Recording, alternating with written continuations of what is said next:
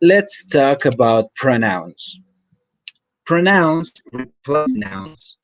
A different pronoun is required depending on two elements: the noun being replaced and the function that noun has in the sentence.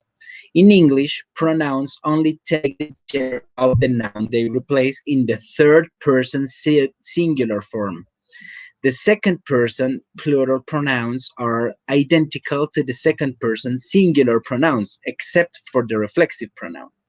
We have different kinds of pronouns in English language, like the subject pronouns, the object pronouns, the possessive adjectives, which are determiners, not exactly pronouns, the possessive pronouns, and the reflexive or intensive pronouns. Okay, so the subject pronouns replace nouns that are the subject of their clause. In the third person, subject pronouns are often used to avoid repetition of the subject name.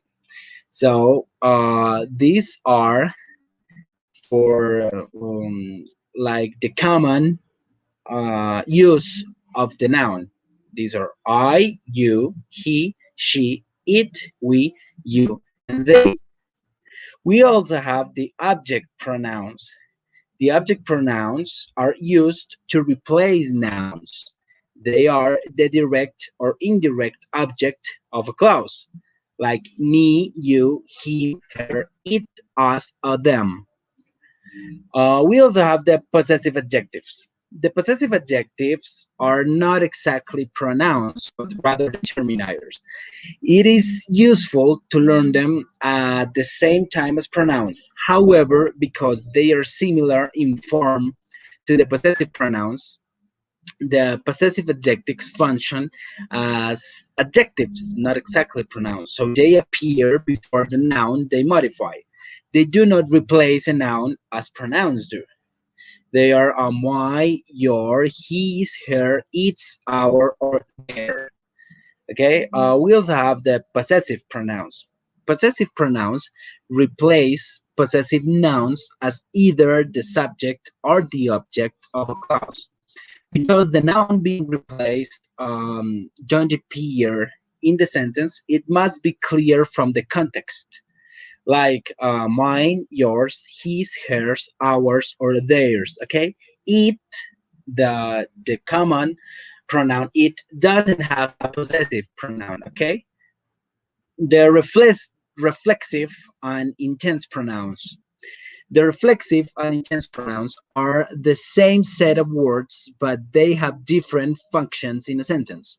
Reflexive pronouns refer back to the subject of the clause because the subject of the action is also the direct or indirect object.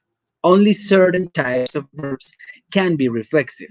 You cannot remove a reflexive pronoun from a sentence because the remaining sentence will be grammatically incorrect.